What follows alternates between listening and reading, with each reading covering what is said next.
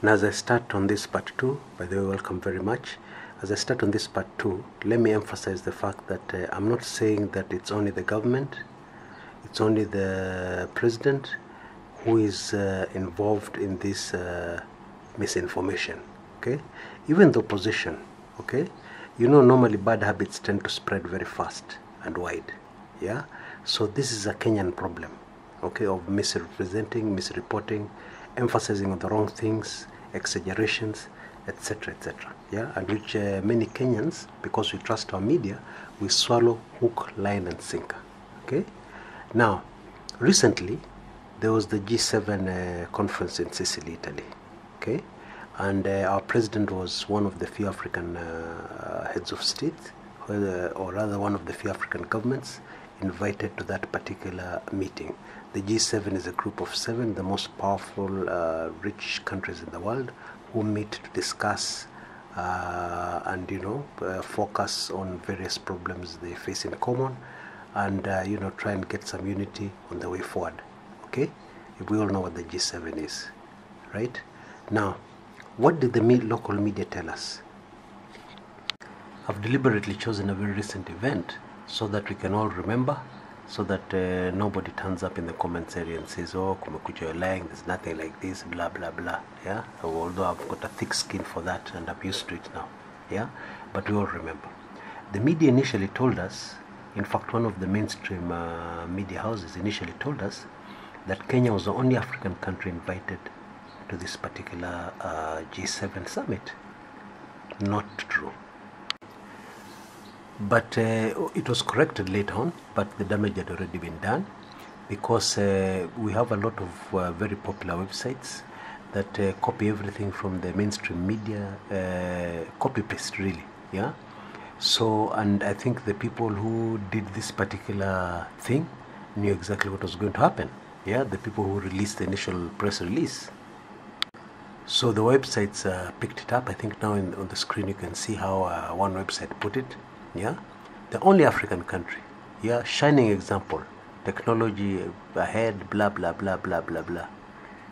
SGR, blah, blah, blah, yeah? Now, since then, I've looked at, in fact, just before I did this recording, I looked at the different reports on this G7 conference, and I just got dizzy. There were so many different, so many confusing things that were said, and very little of the truth. Okay, now I've also done, it's very interesting because I've also done another recording on this G7 thing, and I received a lot of hate comments in the comment area, yeah? I received a lot of hate comment. I was told I had no idea what I was talking about, blah, blah, blah. My channel should be banned, etc., etc. Now let's look at the facts as they should have been presented. The choice of Taormina in Sicily as the venue of this year's summit was highly symbolic, yeah, because of the island's proximity to North Africa, and the main focus was on the migrants and refugees pouring into Europe, yeah, mainly through Sicily, yeah. Since 2015, this is a major problem, the Mediterranean crisis, yeah, or the European crisis, as they call it, one of the worst in the history of the human race. People risk their lives. A lot of people die out in the sea, they drown. They get onto boats where it's just standing room only, and a lot of those people make that trip knowing very well that they face a lot of risks, knowing very well that they may not arrive alive, yeah? But they seem to have this resolve of Europe or I die, which is very sad, yeah?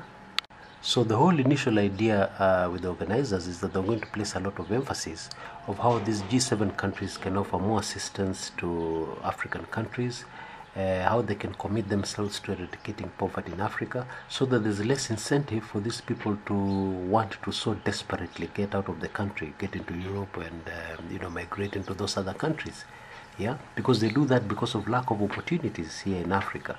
They do that because of poverty and what they're facing. And some of those who cross over have interesting stories to tell. Their lives change, they send money home. So this is attractive, yeah? So it has become a serious crisis because in Italy, last year alone, 181,000 people were rescued from the sea drowning. Can you imagine that number? 181,000. Gosh, I don't think we have a stadium. No, I'm sure we don't have a stadium in Kenya that can accommodate that number of people. Yeah, just to give you a picture or illustration of what that figure means. Yeah, so it's a serious problem. Okay. Now, of course, the organizers of the G7, there's another story to this one, because the organizers were not entirely happy, because a lot of their plans were nipped in the bud, you know. Most of these G7 countries were not very interested in sending more money to Africa. And also there's the view that these African leaders, when they receive this money, it does not end up helping or enhancing the standard of life of the citizens. Instead, it goes into their pockets and the pockets of government officials and so on and so forth. Old story, we all know it, yeah? But then probably the most interesting part was that it was reported in the Telegraph, the UK, it's a very authoritative newspaper in the United Kingdom, that Donald Trump, the American president, was so bored with that part of the discussion that he didn't even put, those are translated, because the guy was talking in Italian or whatever, another language, yeah? So he did not put on his earphones for the translation. In fact, at one point, says the Telegraph, he appeared to have fallen asleep. In other words, not interested. Yeah, we all know. I mean, those of us who bother to try and find out or to keep up with Donald Trump, we know what his foreign policy is. We know what his policy on migrants is. It's obvious. Even a new visitor from Mars will be able to tell you that Donald Trump hates all migrants, wants all migrants kept out of the United States. That's obvious. Yeah, that cannot change. So for somebody to imagine, like one of the comments I read in the previous post I did, that it was a very good idea for Uhuru to meet with Trump, because they would discuss issues of bilateral benefit. And probably one of the issues they discuss is how to keep as many Kenyans in the US as possible, as many how to ensure that Kenyans in the US are treated well, and those who do not have their papers, arrangements made so that they become legal, blah blah blah blah blah blah. That is the funniest joke of the year, only that it's not funny because it's not true. Yeah, but you tell me, did you get that impression from what you read in the local media? Did you get any grasp of exactly what was being discussed at the G7? Yeah, in fact, in one very hilarious report I saw, it was reported that Kenya had attracted the interest of the G7 countries because of the SGR. And the G7 countries wanted to invite our president so that they hear about the latest developments on the SGR and what Kenya is planning next, and to put Kenya up there as a shining example, etc., etc., etc. Wow. Now, don't get me wrong here. I've traveled a bit, and I can tell you Kenya is way ahead of a lot of our neighbors. Kenya is way ahead of a lot of African countries. If we were to look in comparison, we would even relax. We're doing fairly well. Okay? So I don't want to pour any cold water on that. However, we can do better. We have many problems, and also the fact that we're where we are is it's a shame if we cannot be able to rise above where we are to something better. However, what I'm talking about here is misrepresentation, and our local media giving us a completely different picture of what was really happening at the G7 and why we were invited. Well, as a matter to put the record straight, it's not only Kenya which was invited. There are other African countries invited, 3 or 4 other African countries. To be precise, Tunisia, Nigeria, Niger, Ethiopia, and then Kenya as well. Those are the countries which are invited. Okay, a lot of these countries were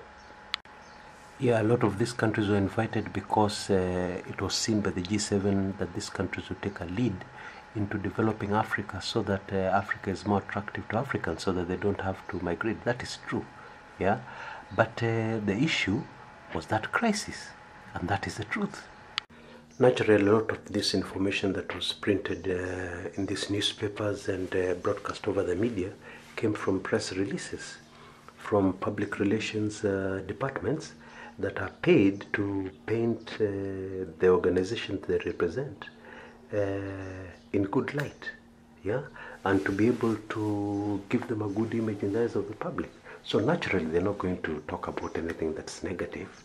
They're not going to talk about the real issues. Definitely, a public relations company is not paid to highlight the real issues. And even when they talk about the real issues, they always paint the positive side. That's our work. That's what they're supposed to do. So you can see what emerged from this single example I've given you. And there are so many examples of situations whereby we have been completely misinformed, we have been lied to by what has come out in the media. And you see, they have taken complete advantage of our lifestyle nowadays. Kenyans are busy. People are very busy at work. They don't have time to read a news report and start thinking about it or analyzing it to see whether it's true or not. Yeah, they leave that to Kumekucha and others. Yeah, and they don't have the time to turn on their TV and then listen to a report and then start thinking deeply about it. They're tired from a whole day at work. Yeah, and this is the situation all over the world. So the best way of feeding propaganda, the best way of misinforming the public is just to put it in the news. Yeah, make sure you squeeze it in the news, and you'll have your whole public fooled. So I think going forward, we should just be very wary of that. It is okay to trust our media; they've done a good job, but let's be wary. Let's be very, very careful. Yeah. This is Chris Kumekucha. Till next time.